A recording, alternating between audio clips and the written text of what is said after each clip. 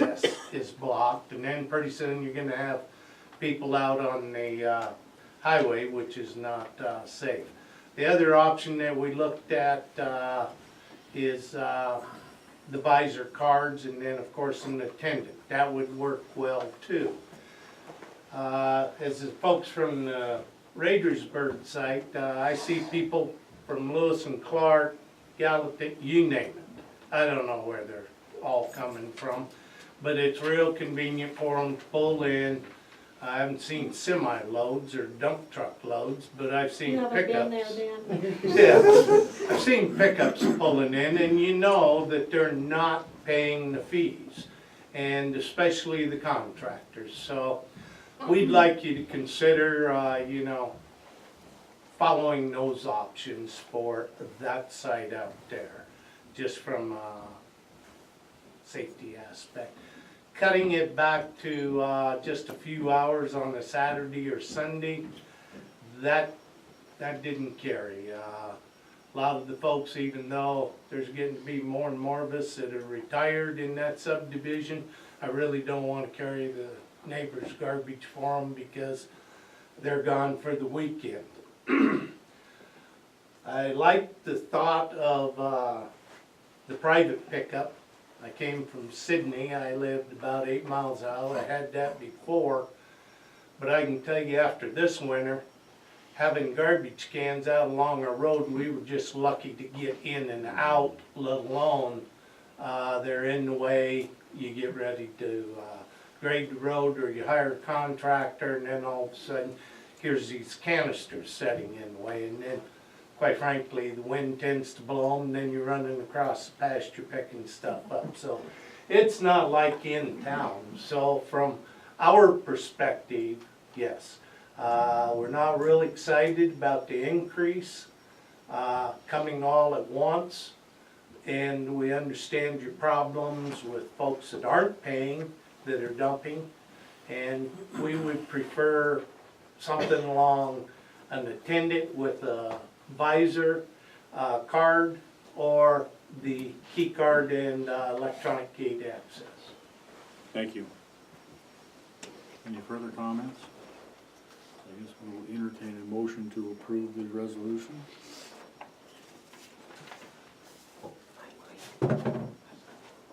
Mr. Chairman, I understand and appreciate how much time Mary and her board members have put into this. I know that you guys have looked at every option, aside from having to raise fees. It's not something anybody wants to do, but I do appreciate very much the time you guys put into this, the research you've done, and all the other options that you've looked into. With regards to the resolution, I don't see any options with where we have gotten to, so I will move that we approve the resolution as stated, and the increase from $128 per year to $185. Is there a second? And I agree, it's unfortunate that we find ourselves at this, in this position and at this point, but I agree that we do need to have this increase to make our funds solvent, and I will second that motion.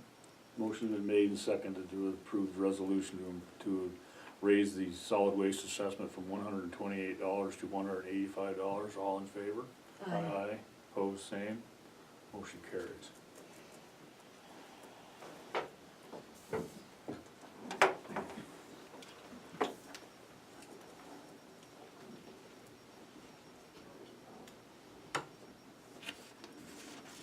Okay, so we will move on to the Mary Hendrickson Public Works Supervisor, Solid Waste Plan for Canister Site and Departmental Operations. Okay. What I'm giving you here is a copy of the plan and a copy of the fact sheet that we put together to summarize what the changes are.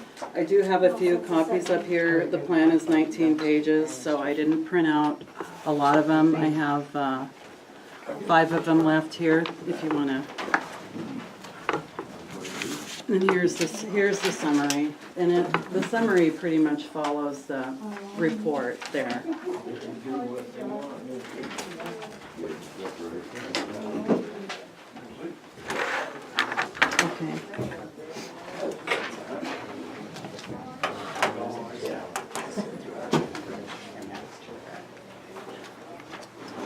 So as I said earlier, since the fall of 16, since FY 16, we realized there was a deficit in the solid waste fund. Since the fall of 18, the solid waste board and I have been looking at solutions. What can we do to take care of this deficit? And we began, like I said earlier, in 2016, we experienced an accrual of a negative balance of approximately $170,000. And the objective of the discussions that the Solid Waste Board and I have had is to find a way to control the costs. We currently have 5 rural canister sites and a combined Class 2 transfer station, Class 3 landfill and burn site up on Indian Creek Road. The canister sites are currently unattended and access is uncontrolled, resulting in 24/7, 365 access. The solid waste department staff haul these full canisters from these rural sites to the transfer station where wastes are dumped on the floor. We get out the materials that we can get out of there and divert elsewhere at the Indian Creek site. And then everything else goes into the transfer trailer for disposal at the Lewis Clark County landfill. So several factors have contributed to the budget deficit. Primarily users that don't pay fees, whether they're fees for non-household waste or they're out-of-county waste that are dumped in our canisters. Construction and demolition waste seems to be a big part of that. Equipment purchases that have been made that aren't integral to the overall solid waste operation. For instance, the skid steer was purchased, and the only thing that they have really used that for was to haul the bales from Bob's back to the canister site on Cedar Street. And it seems to me that it was my predecessor's decision. I do not know what they were thinking, but it's something that we don't use anymore. The lag time between new home construction and when the solid waste assessment is realized on the tax rolls. One thing that we have been doing this year is when we are made aware of new construction, we actually charge them. So we charge a fee. We charge builders $300. And what that covers, it covers the waste generated during construction, and it covers that first year of the assessment. So we actually do get that money now. So you're finding now that most of the builders are Some- aware that we have this Yes, going on, and they're- they've been pretty good about it, right? Yes, for the most For part the they most have. part. Yes, But we still got some out there that, we do. yeah. Yes, we do. And also talking about the skid steer, and then this is something that Commissioner Delder suggested, that if you were to sell that possibly investing in the scale would be a good option. Yes. That's something that we don't have. Right. And it would be nice to have a scale. It would be really nice to have a Especially scale. if we're gonna start diverting people up to Indian Creek, Yes, that's how we're gonna yes, assess those fees, right? yep. So, another thing that has contributed to the budget deficits is we have waste other than household waste being dumped in the canisters right now because we don't have the ability at these canister sites to separate waste. So one thing overall that this plan is going to allow us to do is to put, if we close one site, put those canisters from that site at other sites so that we can actually separate these wastes. Instead of doing it up there, that takes more time. And for me, it is a safety concern for my staff. I don't want them walking around in the garbage. So if we can separate it here before we haul it up. I am also looking at establishing a burn site on the southern end of the county so that we don't have to haul those wastes up to Indian Creek also. So how do we control the costs? Well, we have to control the canister sites. Basically, that's it. And so we came out with our first plan early fall. As you know, it was met with a lot of pushback from the community. I did not realize that more people were not aware of the situation that we were in. That was my bad. So we took a step back. We had some public meetings so that I could share with people what is it costing us, what are the issues, how can we do this, and to try to solicit public comment on this.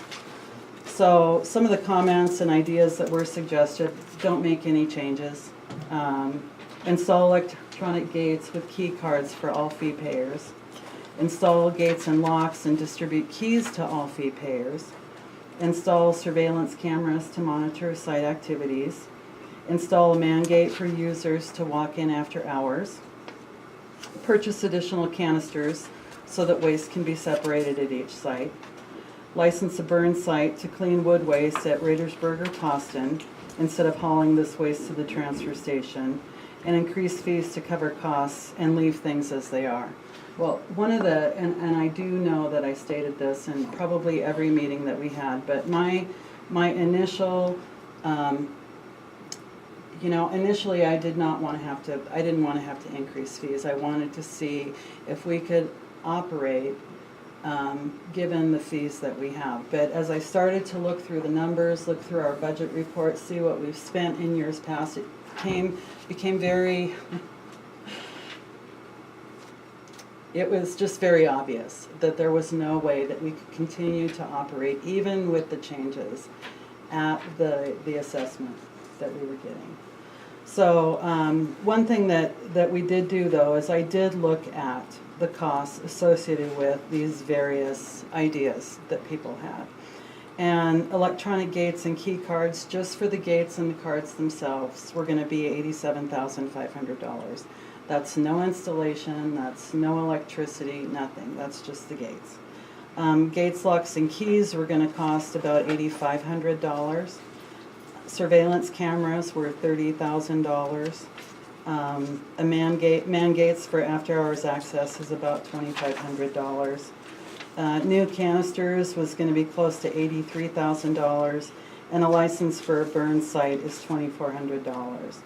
So, because the operations are funded only by the assessment, we have to operate within those boundaries of the assessment, and we have not been doing that. So we did look at, these changes and the impact to the community. How is this going to look at them? Or how is this going to impact them? And again, the options that we looked at were make no changes and leave the sites as they are. Close all of the rural canister sites with the exception of Cedar Street and divert all traffic to Cedar Street. Another option was to have the sites open during daylight hours but without a site attendant.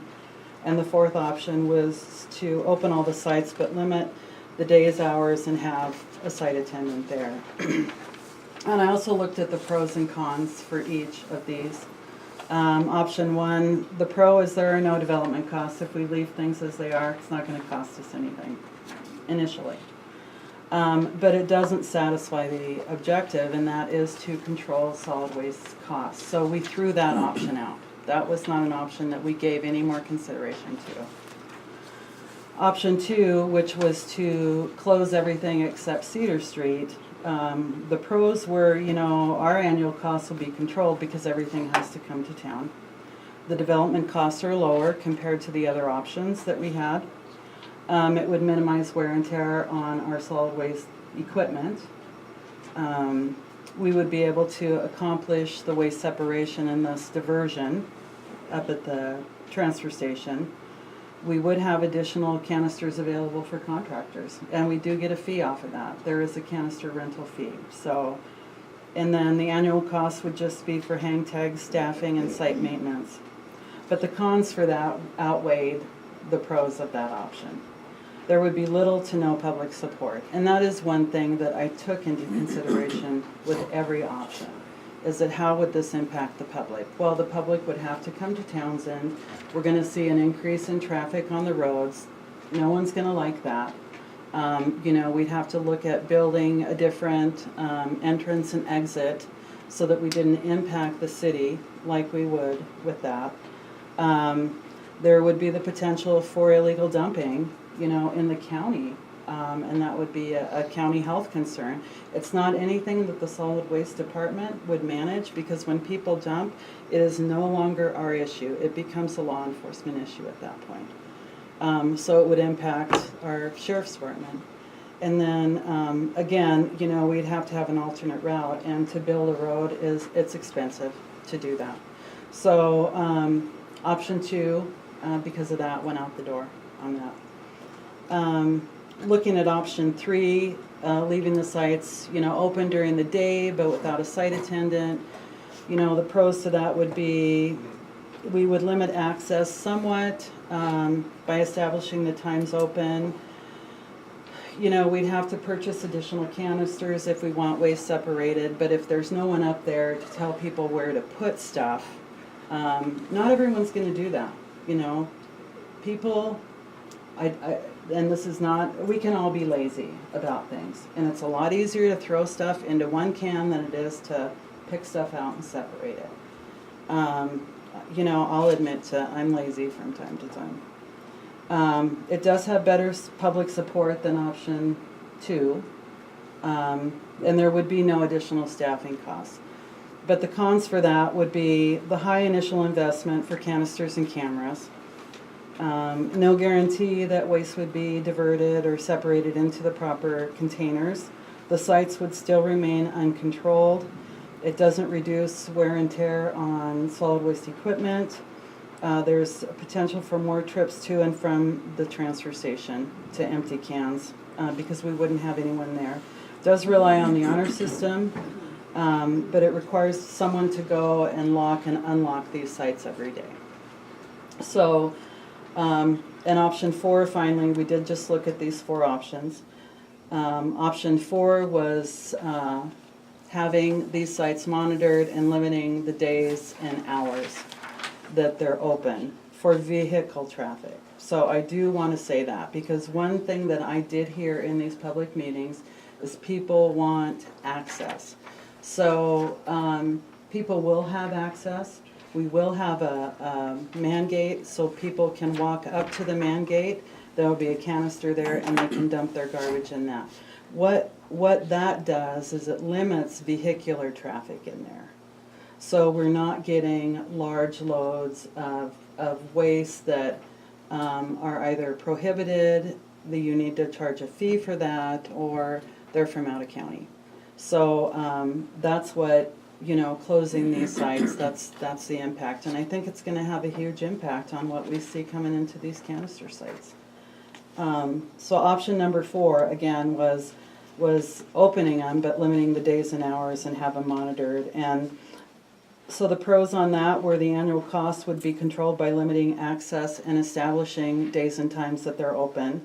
We would be able to divert waste, and it has better public support than any of the other options, I believe. The cons were initial development costs would be high for new canisters and cameras.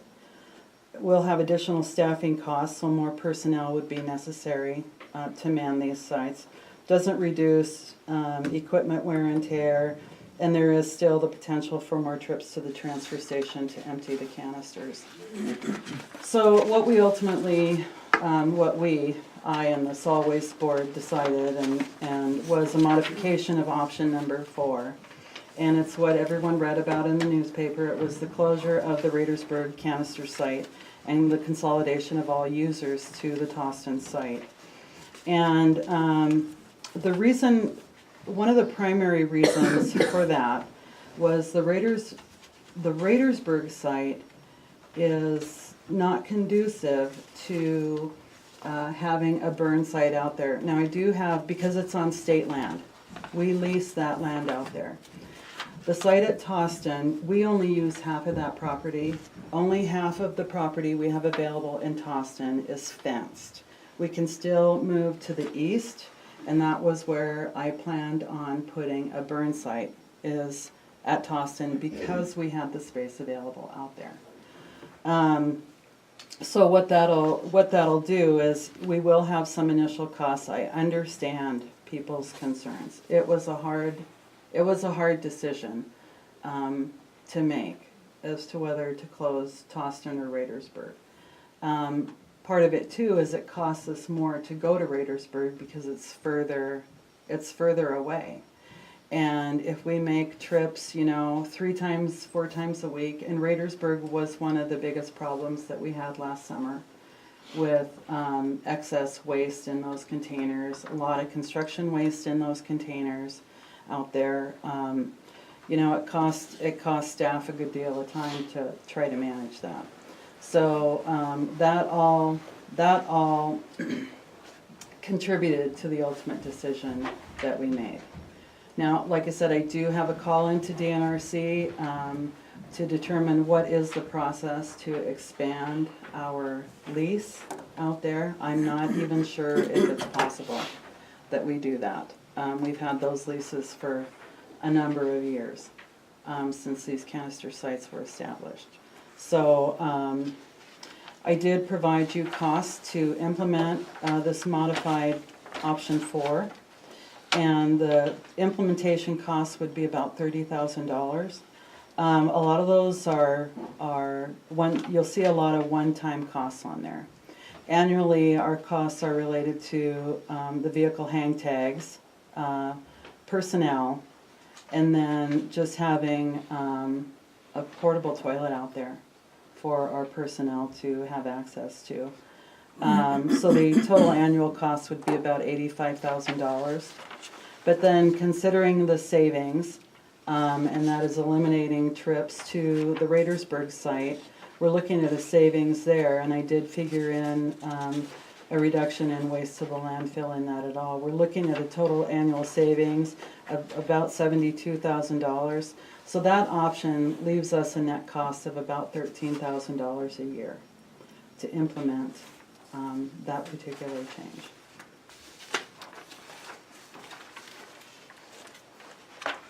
Mary, may I ask you a question on the cost to implement option 4? Total annual cost of $85,000.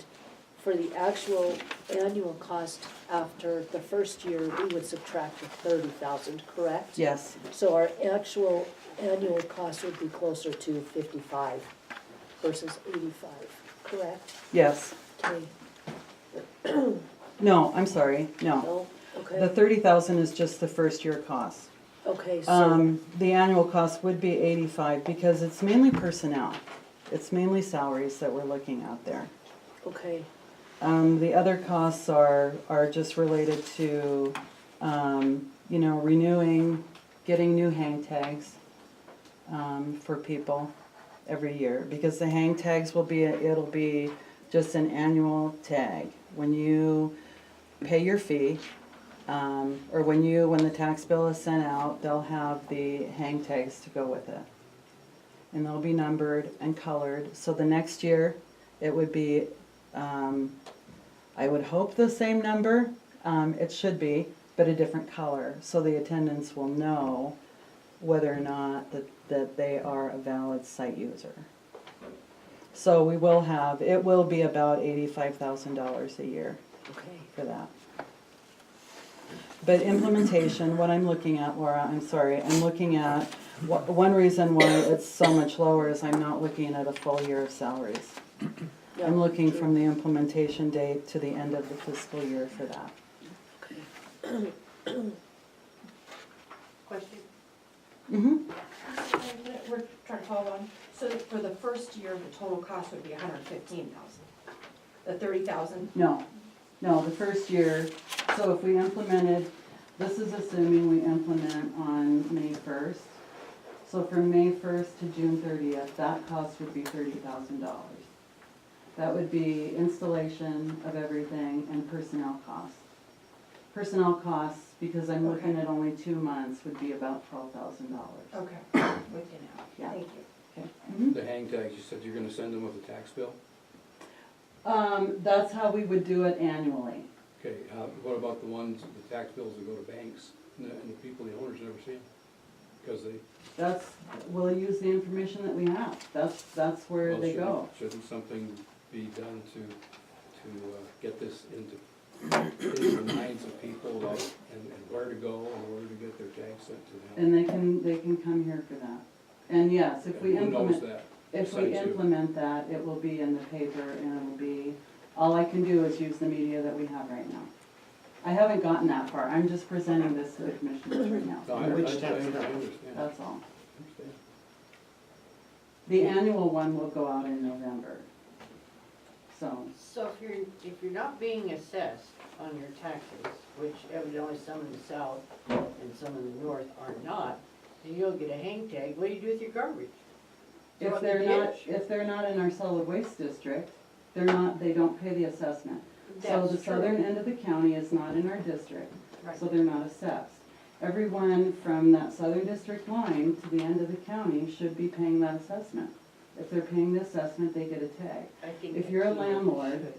If you're a landlord and you have multiple rentals, it is up to you as the landowner, the homeowner, to give that to, that's not our responsibility. No, and that's not the That's question theirs. I have. Okay, Evidently, there are lots of properties in this county that are not currently being assessed, and it is not on their tax roll. if they So if don't, it's not on their tax roll, they won't get a tag, so do they Right. throw their garbage in the ditch? They'll have That's to- my question. no, I can't control that.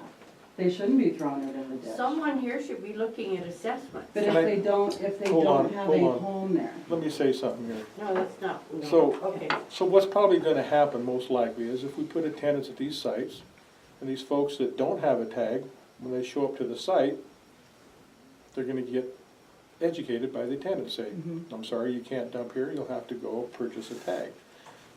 Actually, that's maybe a check and balance for us in our system. But I know this issue with folks that are not being assessed is not just in Broadwater County. When we were at our last MACO meeting, we were surprised at the number of commissioners that have the same issue going on with Department of Revenue. So it's not just us. And- Right. And when we are trying to solve that, yes. and we're working towards that means. Yeah, and we have been working, you know, I know the department worked with Department of Revenue prior to my even coming on board, and we have looked at that at just about every solid waste meeting since then, is to try to figure out, why are we not seeing these people? There's a lot of work involved in that, and I do have a list of people that aren't being assessed.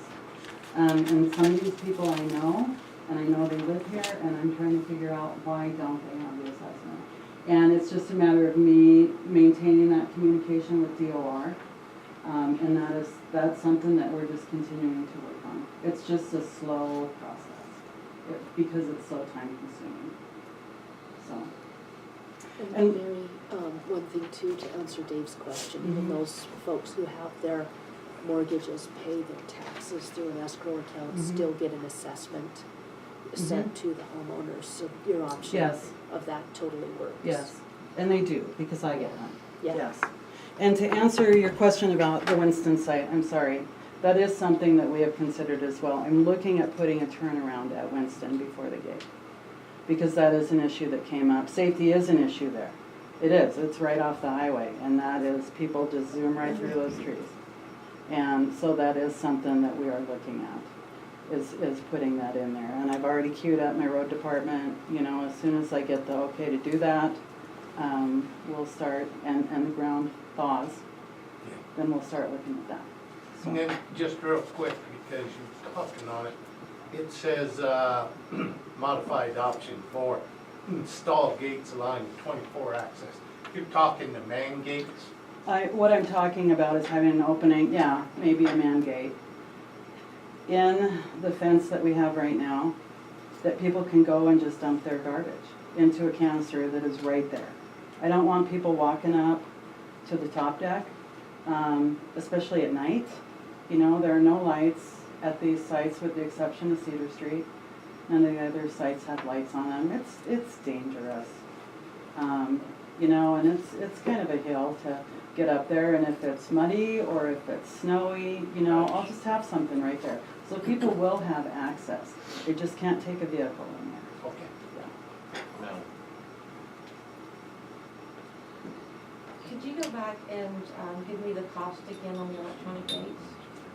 So the gates On the were, part that you have listed for option 4, as you were going down the list of Mhm. options, you were going through the cost. Could you give me that one more time? Mhm.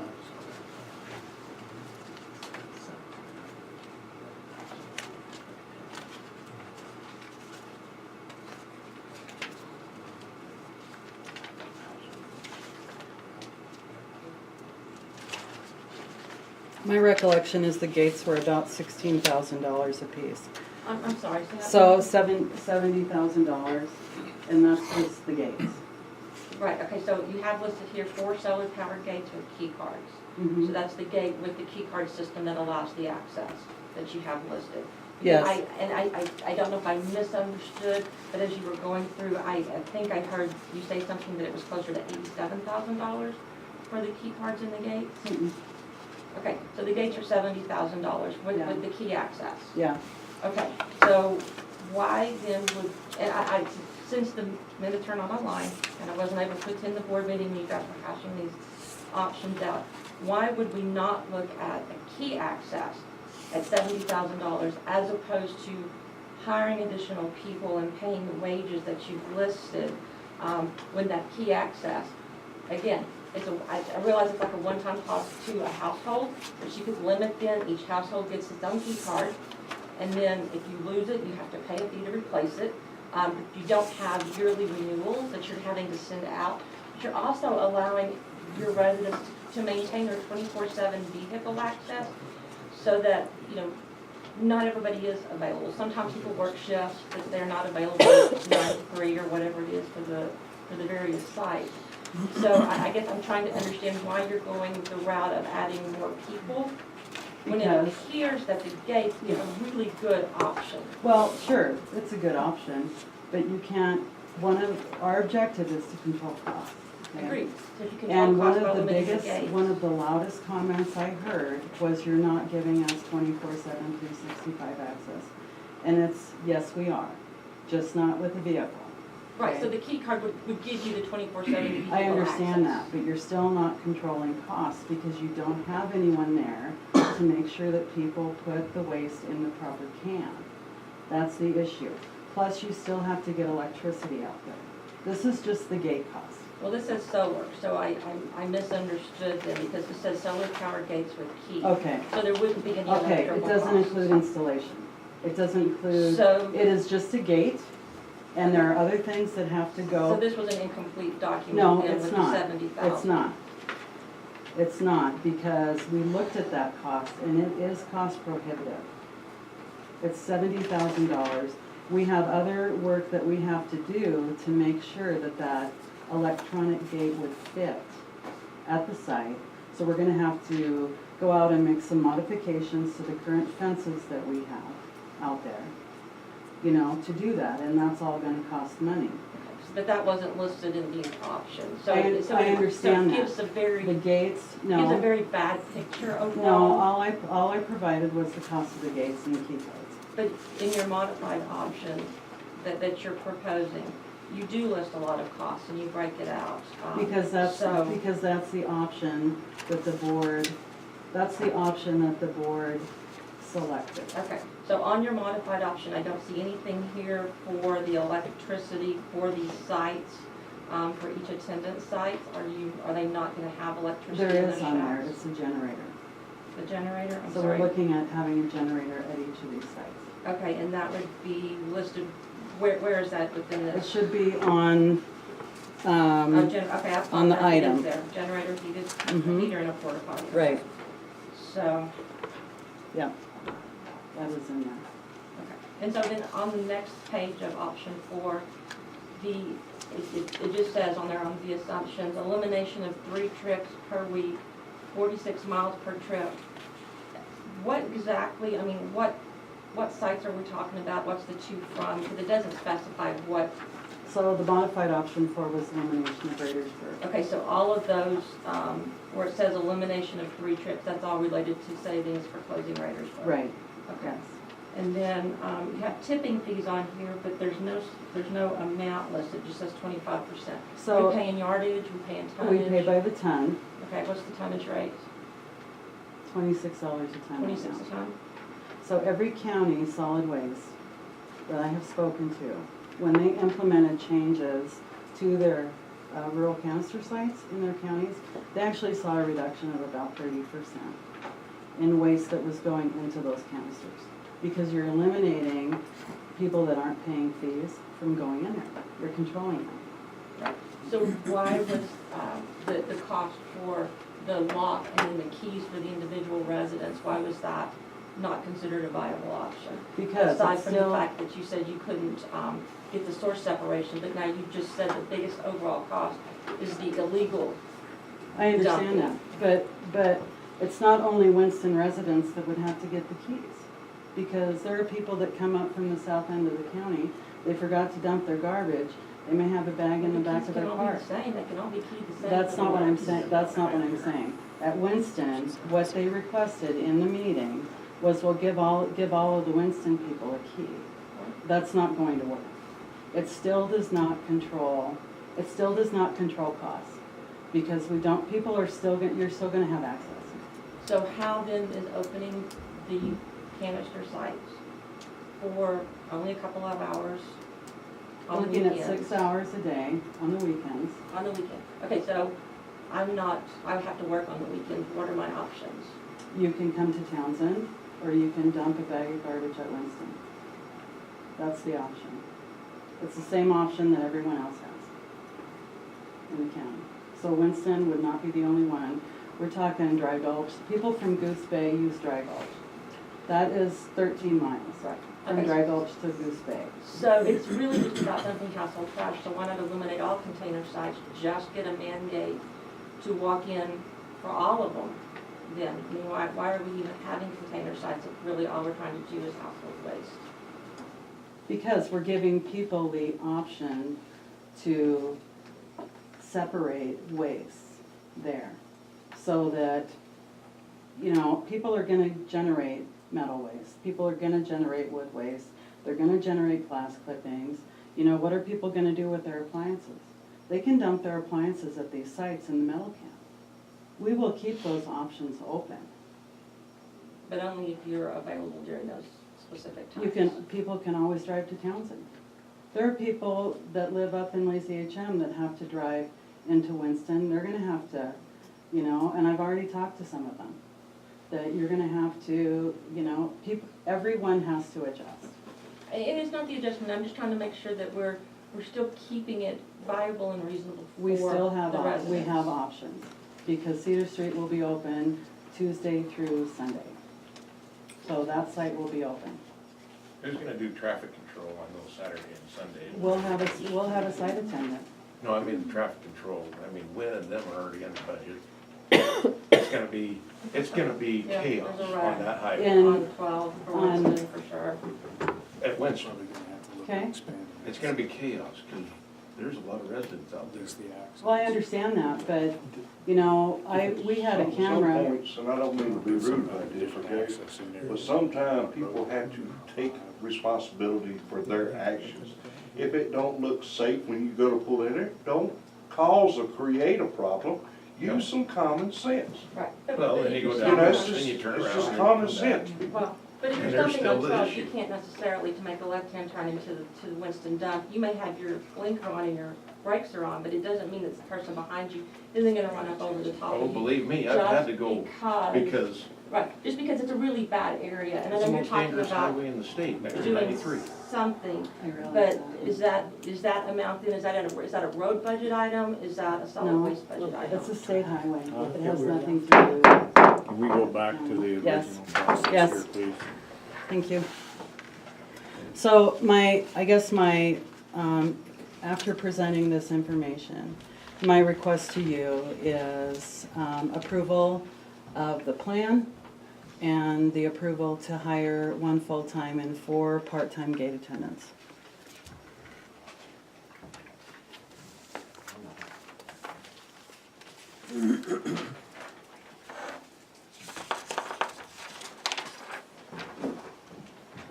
So I see that some of your board members are here, Mary, Mhm. and I know you guys have discussed this quite a bit. And obviously, I've had a lot of phone calls and talked with people down in my area. I guess what I'm asking is, are you guys willing to consider making the change rather than, and this is based on the amount of residents that we serve down in that area. Mhm. Would you consider making a change of closing the Toston site rather than the Raidersburg site? Sure. If I can expand the Raidersburg site to facilitate, the location of a burn site there, Mhm. I would be happy to do that.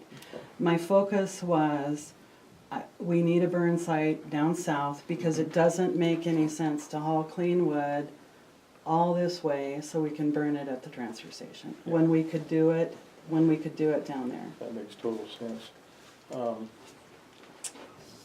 So I guess with that in mind, I'm asking, you and your board Mm-hmm, to discuss that before we come up with a final plan. Sure, For you bet. approval. And I realize that, the savings may not be quite as great by doing that, but I think we're servicing a larger number of our community with that site. Another thing that's gonna happen here shortly is, the construction is gonna start on that bridge. Mhm. I think access to the Toston site's gonna be pretty marginal once that starts. Maybe that's a good opportunity to assess and see how that works. Yes. Well, and I did, at the pre-construction conference, I did talk to the main contractor and told them to ask them to please include me in those discussions before they reroute traffic, hold up traffic, because it is gonna True. likely impact us. Another thing I'd like to see in the plan is a time frame that we're gonna reassess how Okay, that's working. okay, So let's say a year from now, I think it'll give us an idea, we'll have some data that we can collect from how that's going, and we can reassess and see if that was the right decision. Sure. If it wasn't, then we can make those adjustments.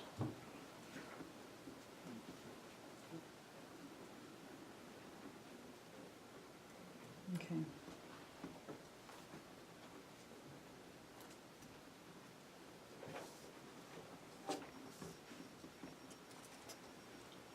Mr. Chairman, I have a couple real quick questions. I think they can be answered yes or no. Do we know how much money has been collected from the contractors? You said they were being charged $300 per house.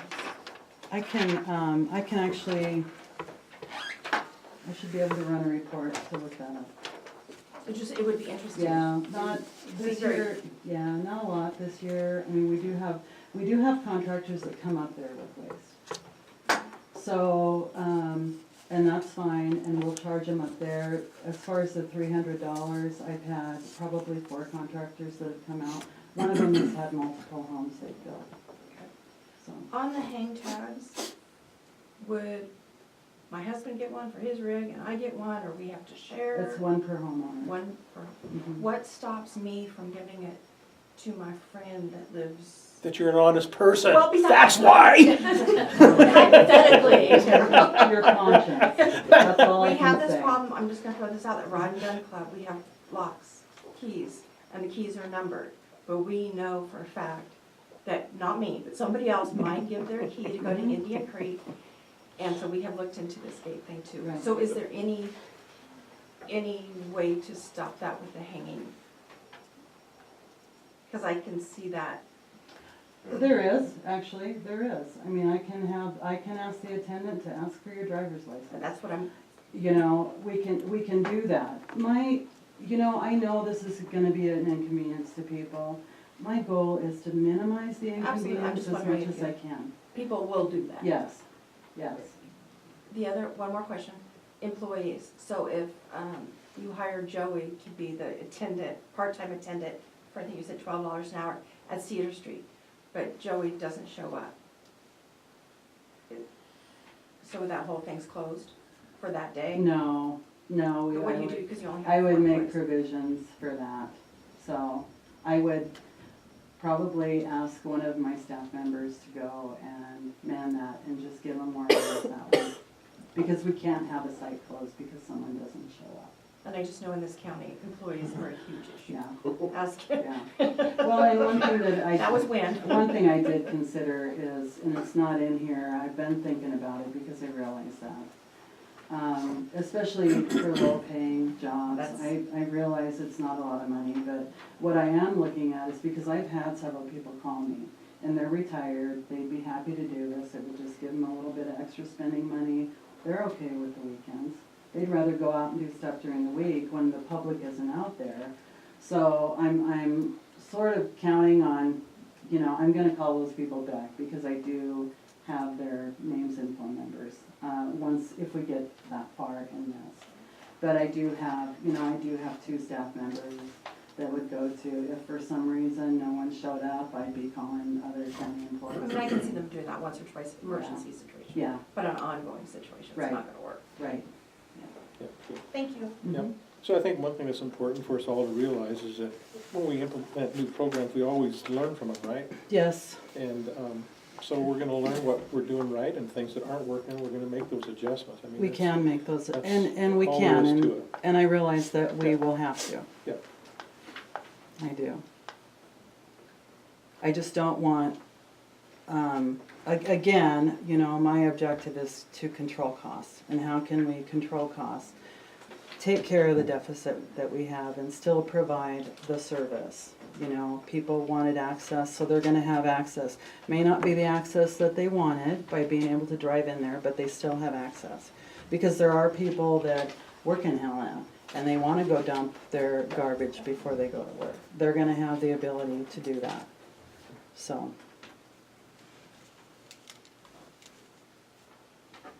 Okay. Any further discussion? No, I just, again, wanna thank Mary and her board. You guys have done a tremendous amount of work on this. I know you've put in a lot of hours, so thank you all for your work. Yeah, thank you. All right, thank you. Is there a motion to approve the plan? I think we're gonna No. get another report. We're gonna get it, we're gonna make that board go back to work again, and, Yeah. and I'm sorry, you guys, but I think that's important, Yeah. that we've explored all those options. And then, we will do that as soon as possible. Yep, probably like 8 weeks or something. Okay. We'll have it done. Very good. Okay, all right, Thank you. Thank you. Nikki? Will the board meeting be updated on the calendar, the county When is the calendar board? that I pointed out earlier, so that we can all attend the actual That's, board meeting? we'll actually talk about that, because I have not, I don't put things on the calendar.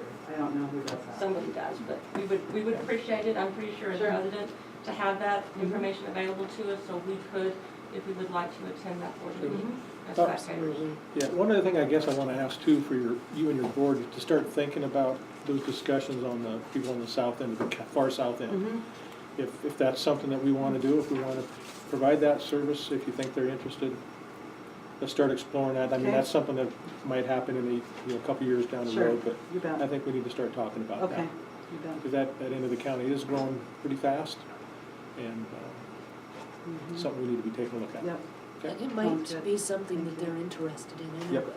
a few Mhm. folks out there are interested, okay, might be more than we know. Yep, okay, I think so. all right. I think it's probably changed a lot since those original discussions were had, how long ago? It was like 25 years ago. Oh my gosh. You see And I what I'm think there were saying? like 8 Yeah, Okay. yeah, different so families. I think that there might be a different consensus down there now, but we wanna know that, Okay, Yeah, sounds good, we will. all right? All right, Thank you. thank you. thanks, Mary. You bet. Thanks, John. Okay, we can go on to the Johnny Crow Amicus brief support release of grant. So, I was invited to the DNRC event this week because of the Johnny Crow. I got to testify at the legislature and talk about our Johnny Crow, which is a huge success. So the Johnny Crow is a habitat restoration project in their limestones. And it was one of those that went through the collaborative, it went through the whole process, it's years and years to get an EIS and an ES, and then at the 11th hour, those groups, we all know who they are, I don't need to name them, but they put a stamp on an envelope and they halt the whole process. That happened to Johnny Crow. They were invited to the table, they chose not to show up, but at the 11th hour, they just wanted to stop the whole thing. So our collaborative is the Elkhorn Working Group and the Elkhorn Restoration Committee. And those two groups, Tom Williams is the chair of the Elkhorn Restoration Committee, and Al Christofferson, is he here? No, but he works tirelessly with Tom on that committee. We banded together with the Rocky Mountain Elk Foundation and decided to hire Katie Feeback to write an amicus brief, a friend of the court, that named a bunch of businesses and groups that support this habitat restoration project. Mark's Lumber, so there were businesses, nonprofits, Jefferson County, Broadwater County, whole host of different folks. Broadwater County, through the Forested Counties Coalition, got a grant for $3,500 to help pay for the legal fee. It only cost us $25, so we do have $1,000 still out there. Our match is 10%. So the project did fly through the first court hearing and got, the judge supported the project and pretty much threw the case out. They have appealed to the Ninth Circuit. My understanding is nothing's been done yet, so Katie said Yeah. we still have some time. There was a small little article in the paper on that process. Oh, excellent. Do you Yeah. want to read So, it, or? Whenever, yeah, I'll read it when we finish if you'd like. Okay, absolutely. Yeah. So at the DNRC meeting, there was some talk about the strategy with that, which I won't state in public, but, and I'm more than happy to share.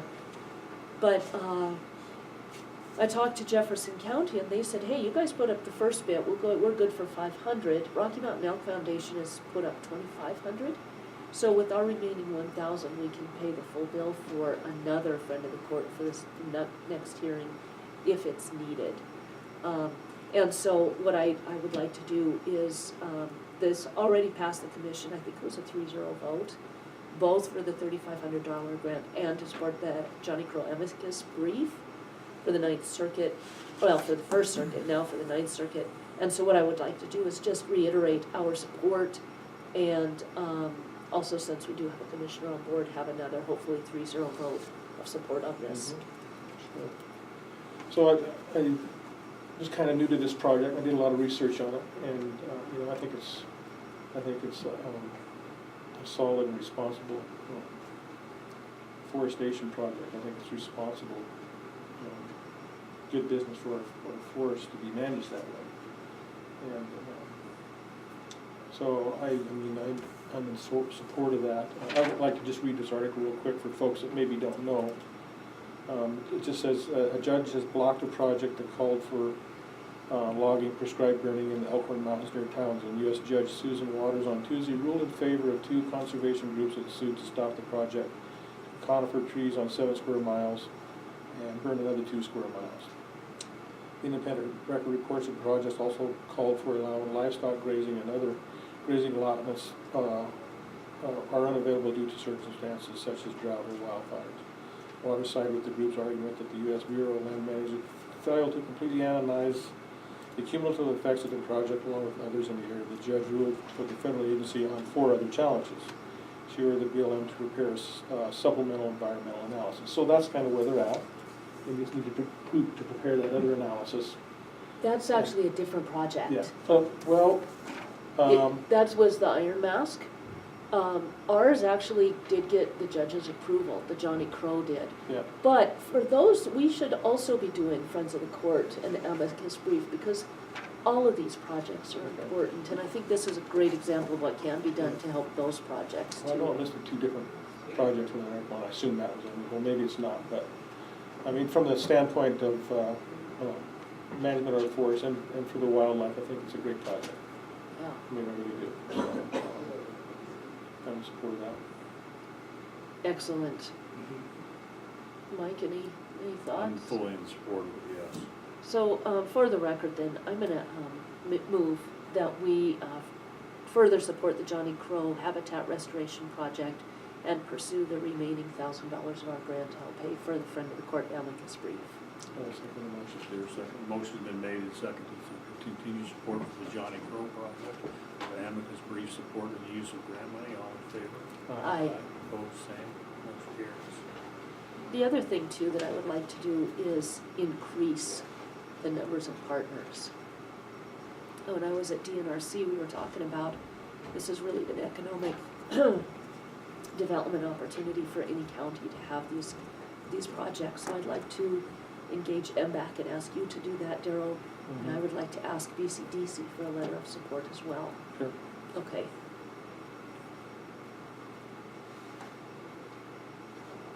We'll move on to the 11:30 Opportunity Bank building purchase for admin, storage, meeting, and office space of Board of Investments. I have not filled out the application yet, but if there's no hurry, we do have a, confirmation from Opportunity Bank that they took our offer and they are interested in selling us the building. Before we can commit, we need a clean bill of sale. Ironically, the reason our ambulance and 4-H are out of the old ambulance building is because of asbestos, lead paint, and a petroleum lake under the building. The Opportunity Bank was also a brownfields site. So DEQ has given their approval that it is clean. We do need the same approval from the Petro Board. They go in and they double check to make sure everything is good. And so as soon as we get that, we'll be able to move forward. Before we do though, I would like to have some working meetings with, one, all the different departments involved. We've talked about EMS, we've talked about the fire district, we've talked about extension. But I'd also like to let anybody else who has any thoughts or ideas, and Mike Myers. With the thoughts and ideas that are put out on the table, what's his estimate as far as what needs to be done to the building at this point? What's the estimated cost of new garage doors, heating for that final bay, that kind of thing, so that we can wrap that all into Sure. one loan. Yeah, I think that's the way we need to do that. We know that there's gonna be some additional costs there to make sure that it's usable for everybody. And some of the thoughts I have, and kind of keeping in line with what we have here, basically we have our ag center down here on this lower floor. So, I think that extension, weeds and fair, they all work together so closely that that's a great place to have everybody in one spot. So Yeah, when folks come to visit, they have one center they can go to and complete all their business. So I think it's gonna be great for us. yeah, it's a great opportunity. I did talk to Opportunity Bank about holding the loan themselves. BOI is a great way to go. Thought it was higher than 3.3, it's just 3.3 according to the letter you read today. For some reason I thought it had gone to 3.8, so that's really good news. But I asked Tyler if he could lock us in at a 3%. Sure. He said no. He said that we could get a far better interest rate with BOI than we could with them. Thought it was an opportunity for them. Okay. Loaning to a county is a for sure thing, but I think that's not how they work, so, Okay, so we're still yeah. looking at the Board of Investments. yeah. Yeah, Okay. yeah, so that's all I have on that. Okay. And I think maybe we should just keep it on the agenda and keep moving forward. Sure. Okay, let's see, Nicole Brown, Community Development Coordinator, Planning.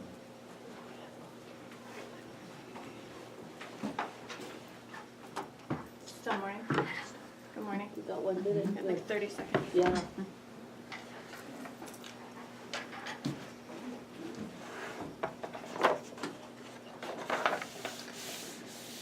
So I have a pile of things on the agenda to discuss. I don't have anything necessarily tangible for you. I don't have a presentation of any sort for any of these items. This is all discussion.